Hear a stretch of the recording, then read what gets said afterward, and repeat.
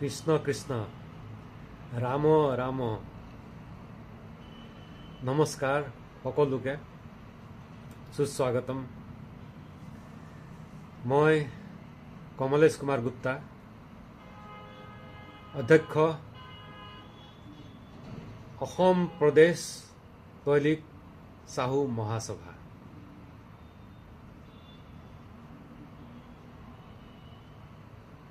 এইটো অসমৰ তেলি জাতিৰ ৰাজ্যিক সংস্থা আৰু অখিল ভাৰতীয় তৈলিক চাহু মহাসভাৰ লগত সংলগ্ন। গতিকে এইটো এটা বৃহৎ সংস্থা। তেলি জাতি মানুহৰ, তেলি জাতি লোক হ'ল অত্যন্ত পিছপৰা শ্ৰেণীৰ মানুহ। তেলি জাতিৰ বিষয়ে অলপ ইতিহাস জানি লোৱাটো দৰকাৰী। তেলি জাতি অসমত সেই তাহানি দিনৰ পৰা ৰজা নৰকাসুৰ তেখেতৰ ৰাজত্ব কালত পৰাই অসমত দেখা যায়। মা কামাখ্যা দেৱী মন্দিৰত চাকি জ্বলোৱাৰ কাম তেলিবিলাকৰ আছিল। তেলিবিলাকৰ যিবোৰ ব্যৱসায়, সেইটো হ'ল তেল বনোৱা।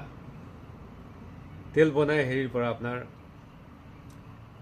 নাৰিকলৰ তেল হ'ব পাৰে, সৰিয়হৰ তেল হ'ব পাৰে, তিলৰ তেল হ'ব পাৰে, বা যিকোনো তেলে হওক, তেল বনোৱা কামটো হ'ল তেলীসকলৰ ব্যৱসায়। আৰু তেলীসকলে ইত্ৰ, আতৰ বা চেণ্ট সেইবোৰ বনায়। কলহু যন্ত্ৰ এটা, কলহু, সেই কলহু দি বনায়। তেলিবিলাক আপুনি জানিছেই অসমত বহুত পুৰণি কালৰ পৰাই আছে। আৰু থলুৱা তেলিবিলাক সকলো ৰাজ্যতে পোৱা যায়। সকলো ৰাজ্যত নিজৰ নিজৰ থলুৱা তেলি আছে। কেৰেলাত নিজৰ তেলি জাতি আছে, তামিলনাডুত, কৰ্ণাটকত, অন্ধ্ৰত, দিল্লীত, ৰাজস্থানত, গুজৰাটত, পাঞ্জাৱত, ছত্তীশগড়ত, উৰিষ্যাত, পশ্চিমবংগত, বিহাৰত, উত্তৰ প্ৰদেশত, হিমাচল প্ৰদেশত, য'তে আপুনি ভাবিব পাৰে সকলো ঠাইতে তাৰে থলুৱা তেলি আছে। আৰু অসমতো আমাৰ থলুৱা তেলি আছে। গতিকে এই হ'ল তেলি জাতিৰ থুলমূলকৈ ইতিহাস। আৰু তেলি জাতিত যদিও বহুত পিছপৰা, তথাপিও মাজে সময়ে ইতিহাসত ডাঙৰ ডাঙৰ মানুহ জন্মগ্ৰহণ কৰিছে। যেনে মহাত্মা গান্ধী, তেখেত তেলি আছিলে। আমাৰ ভাৰতবৰ্ষৰ সন্মাননীয় প্ৰধানমন্ত্ৰী ডাঙৰীয়া নৰেন্দ্ৰ মোদী, তেখেতো তেলি জাতিৰ হয়। তেনেকৈ আছে আৰু তেলি জাতিৰ গুপ্ত বংশ যিবোৰ ৰজা আছিলে, তেওঁলোকো তেলি জাতিৰ মানুহ বুলি কোৱা হয়। সম্ৰাট বিক্ৰমাদিত্য, তেওঁ তেলি জাতিৰ আছিলে। এই হ'ল তেলি জাতিৰ ইতিহাস। এতিয়া আমি অসমত তেলি জাতিৰ এটা ডাঙৰ সন্মিলন কৰিব গৈ আছোঁ। সেইটো হ'ল তৈলিক ঐতিহাসিক মহৎ আন্তঃৰাষ্ট্ৰীয় সন্মিলন। প্ৰথমবাৰৰ বাবে হ'ব এইটো উত্তৰ পূৰ্বাঞ্চলত। গতিকে এইটো খুবেই গৰ্বৰ কথা আমাৰ কাৰণে। অকল আমাৰ কাৰণে, তেলি জাতিৰ কাৰণে নহয়, গোটেই অসমৰ কাৰণে বৰ গৰ্বৰ কথা। কিয়নো প্ৰধানমন্ত্ৰী ডাঙৰীয়াই ঘোষণা কৰিছে যে 2047 সনত গোটেই ভাৰতবৰ্ষত বিশ্বত এটা উন্নত ৰাষ্ট্ৰ হিচাপে গঢ়ি তুলিব লাগে। আৰু সেই গঢ়ি তোলাৰ এটা ভাগ হ'ল যে এই ভাৰতীয় মানুহবিলাকৰ সকলোৰে বিকাশ, সকলোৰে উন্নতি, লগতে তেলী জাতিৰো উন্নতি। তেলী জাতি সুকীয়া বস্তু কিবা নহয়, সুকীয়া জাতি নহয়, এই ভাৰতবৰ্ষৰে এটা ভাগ, অভিন্ন ভাগ। গতিকে এই যে তৈলিক ঐতিহাসিক মহৎ আন্তঃৰাষ্ট্ৰীয় সন্মিলন হ'ব গৈ আছে, এইটো বিষয়ে আমি এটা লিফলেট ওলাইছোঁ। সেই লিফলেটত কি লেখা আছে অলপ পঢ়ি দিব খুজিছোঁ, যাতে মানুহৰ সুবিধা হয়, মানুহে জানক। এইটো আছে, লেখা আছে, প্ৰথমবাৰৰ বাবে তেলী জাতিৰ বিভিন্ন ৰাজ্য চৰকাৰৰ মন্ত্ৰী, ৰাজনৈতিক আৰু সামাজিক নেতা, উদ্যোগপতি, ৰাষ্ট্ৰীয় সভাপতি, সাধাৰণ সম্পাদক, কোষাধ্যক্ষ, ৰাষ্ট্ৰীয় বিষয়ববীয়া, ৰাজ্যৰ সভাপতি, ৰাজ্যৰ সাধাৰণ সম্পাদক আৰু সকলো ৰাজ্যৰ ৰাষ্ট্ৰীয় কাৰ্যনিৰ্বাহক সদস্যসকলে উত্তৰ পূৰ্বাঞ্চলৰ তেলী ভাই ভনীসকলৰ সৈতে একেলগে বৈঠকত মিলিত হ'ব। আত্মবিশ্বাস জগাই তুলিবলৈ, ভয় দূৰ কৰিবলৈ, চাহু ভৱন নিৰ্মাণ কৰিবলৈ আৰু এক ঐক্যবদ্ধতা গঢ়ি তুলিবলৈ সমাজৰ অধিকাৰৰ বাবে কণ্ঠস্বৰ। এই সন্মিলনত অংশগ্ৰহণ কৰি নিজৰ গা, মন আৰু ধনেৰে অসম প্ৰদেশ তৈলিক চাহু মহাসভাত যোগদান কৰক যদি আপুনি তেলী। মই সকলো তেলী ভাই বন্ধুক, ভনীক অনুৰোধ কৰিছোঁ যে তেওঁলোক এই সংস্থাত যোগদান কৰক। এই সংস্থাৰ হোৱাটছআপ নম্বৰ হ'ল 7002951615। আকৌ এবাৰ কৈ দিছোঁ, 7002951615। আৰু এটা নম্বৰ আছে 9864073784। গতিকে সকলো তেলী বন্ধু ইয়াতে যোগদান কৰিলে ভাল হয়। তেতিয়া সকলো তেলীৰ ঐক্য হৈ আমি সমাজৰ উন্নতি কৰিব পাৰোঁ, অসমৰ উন্নতি কৰিব পাৰোঁ, ভাৰতবৰ্ষৰ উন্নতি কৰিব পাৰোঁ। সেয়েহে আপোনালোক যোগদান কৰিব। পিছত লেখা আছে যে আপুনি মাত্ৰ এই প্ৰতিষ্ঠানটোক সম্পূৰ্ণ হৃদয় আৰু আৱেগেৰে এবাৰ থিয় কৰিব লাগিব। থিয় হ'লেই তেলী সমাজে আপোনালোকক প্ৰজন্মৰ পিছত প্ৰজন্ম ধৰি সহযোগ কৰি থাকিব। কল্পনা কৰকচোন, 100 বছৰৰ পাছত মানুহে আপোনাৰ নামটো কিমান শ্ৰদ্ধা আৰু গৌৰৱেৰে ক'ব, যেতিয়া এই প্ৰতিষ্ঠানটোৱে ফুলি উঠিব আৰু ইয়াৰ প্ৰতিষ্ঠাপকসকলৰ ইতিহাসত আপোনাৰ নাম খোদিত হ'ব। এতিয়া ডাঙৰকৈ লেখা আছে এটা হেডলাইন যে আপুনি আজি কৰা সৰু ত্যাগে এই সংস্থাক এদিন প্ৰকাণ্ড। তেলী ভাই ভনী আৰু বন্ধুসকল, আমি ডাঙৰ আখৰেৰে লিখিছোঁ, আপুনি আজি কৰা সৰু ত্যাগে এই সংস্থাক এদিন প্ৰকাণ্ড গছত পৰিণত কৰিব আৰু শ শ বছৰলৈকে লাভ পাব, লোকে লাভ পাব। গতিকে সংযুক্ত হৈ থাকক আৰু সকলো সময়তে ইজনে সিজনক সমৰ্থন কৰক।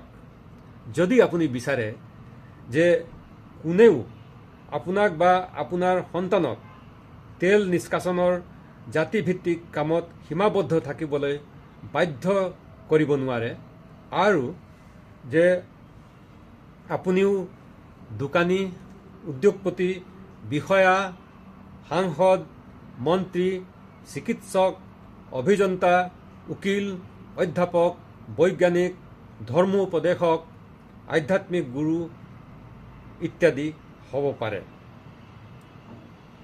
আপোনাৰ দোষ নাই যদি কোনেও আপোনাক বা আপোনাৰ সন্তানক অত্যাচাৰ কৰিব নোৱাৰে বা ভাবুকি দিবলৈ সাহস কৰিব নোৱাৰে।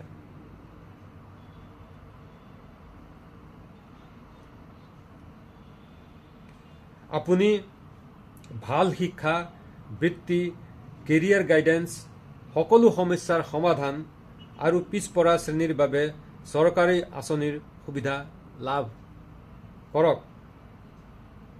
সমাজে চৰকাৰৰ পৰা নিঃস্বসকলৰ বাবে ধৰ্মশালা, হোষ্টেল, মাটি আৰু ঘৰ লাভ কৰক।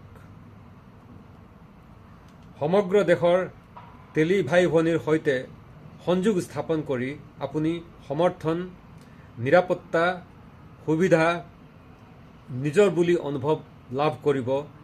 প্ৰবঞ্চক, ডকাইত, ঠগ আৰু প্ৰতাৰকৰ পৰা সুৰক্ষা পাব। কলেজ, কোচিং চেণ্টাৰ আৰু চিকিৎসালয়লৈ সহজ প্ৰৱেশ আৰু স্বীকৃতি লাভ কৰিব। সমগ্ৰ দেশৰ শ্ৰেষ্ঠ তেলী ভাইসকলৰ পৰামৰ্শৰে হীনমন্যতা আৰু লাজক জয় কৰি আত্মবিশ্বাস, আত্মসন্মান, সাহস আৰু সফলতা লাভ কৰক। উত্তৰ পূৰ্বাঞ্চলৰ পিছপৰা শ্ৰেণীৰ বাবে সকলো সুবিধা, সংৰক্ষণ, আৰ্থিক সাহায্য, চৰকাৰী সুৰক্ষাও লাভ কৰক। মনত ৰাখিব জাপানী, চীনা, গুজৰাটী, মাৰোবাৰী, জৈন, আগৰৱালা, ব্ৰাহ্মণ, ক্ষত্ৰিয়, ভূমিহাৰ অথবা যাদৱ আৰু আদি সকলো যিমান প্ৰগতিশীল আৰু উন্নত সমাজেই নিজৰ সংগঠনৰ বলত আগবাঢ়ে।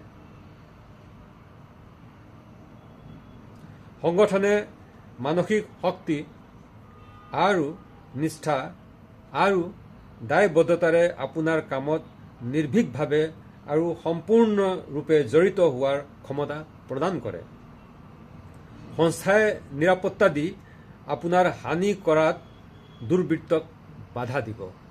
যদি এই সংস্থা মজবুত হৈ থাকে তেন্তে এই সংস্থাই নিৰাপত্তা দি আপোনাৰ হানি কৰাত দুৰ্বৃত্তক বাধা দিব। আমাৰ সংখ্যা যিমানেই বেছি সিমানেই আমাৰ ক্ষমতা বেছি হ'ব। চৰকাৰেও গুৰুত্ব দিব। আমাৰ উজ্জ্বল ভৱিষ্যতৰ বাবে একত্ৰিত হোৱাৰ সময় এয়া। গতিকে এই ঐতিহাসিক সুযোগটো পিছলি যাবলৈ নিদিব। আহক আমি সকলোৱে একেলগে আগবাঢ়ি যাওঁ, ঐক্যক আঁকোৱালি লওঁ আৰু এটা নতুন সন্মানৰ কাহিনী লিখোঁ। তেলী একতা, উন্নতি সবকা। তেলী है तो मुमकिन है। জয় তেলী। তেলী সমাজ জিন্দাবাদ। নমস্কাৰ। আপোনালোকৰ পৰা আমি এই হ'বলগীয়া 1 আৰু 2 ফেব্ৰুৱাৰী 2026 চনৰ যি আন্তঃৰাষ্ট্ৰীয় সন্মিলন হ'ব তাতে সকলো ধৰণৰ সহযোগ একান্তভাৱে আন্তৰিকতাৰে বিচাৰিছোঁ। নমস্কাৰ। আকৌ লগ পাম। আপুনি এবাৰ এই পিছফালে যি বেনাৰ লগোৱা আছে সেইটো লক্ষ্য কৰিলে গম পাব যে তেলী জাতিয়ে 1 আৰু 2 ফেব্ৰুৱাৰী 2026 গুৱাহাটীত কি কৰিব গৈ আছে। এবাৰ বেনাৰটো চাওকচোন বাৰু ভালদৰে। মই দেখুৱাইছোঁ আপোনাক। এই চাওক, বেনাৰটো দেখিছে? বেনাৰ ইয়াত লেখা আছে অসম প্ৰদেশ Tailik Sahu Mahasabha, affiliate to affiliate of Akhil Bharatiya Tailik Sahu Mahasabha telecast historic international conclave for the first time in Northeast. Kindly join us on WhatsApp number দিয়া আছে দেখিছে WhatsApp number দিয়া আছে 1 and 2 February 2026 at Guwahati. এই হল বেনাৰ সেইফালে আছে সকলো বহুত কেইজনমান আছে সকলো হল এই তেলি জাতিৰ লোক ইয়াতে বাবা গোৰখনাথো আছে বাবা গোৰখনাথ তেওঁ নাথ সম্প্ৰদায়ৰ গুৰু তে যোগী নাথ যিবোৰ আমাৰ ভাইসকল আছে তেওঁলোক এই বাবা গোৰখনাথৰ শিষ্য বুলি আমি জানো এতিয়া উত্তৰ প্ৰদেশৰ সন্মাননীয় মুখ্যমন্ত্ৰী ডাঙৰীয়া বাবা যোগী আদিত্যনাথ তেওঁ নাথ সম্প্ৰদায়ৰ মুৰব্বী হৈ আছে গতিকে মনেৰে চাওক এই আৰু দেখুৱাইছে এইফালে মহাত্মা গান্ধী গতিকে এই সকলোবোৰ হল তেলি জাতিৰ লোক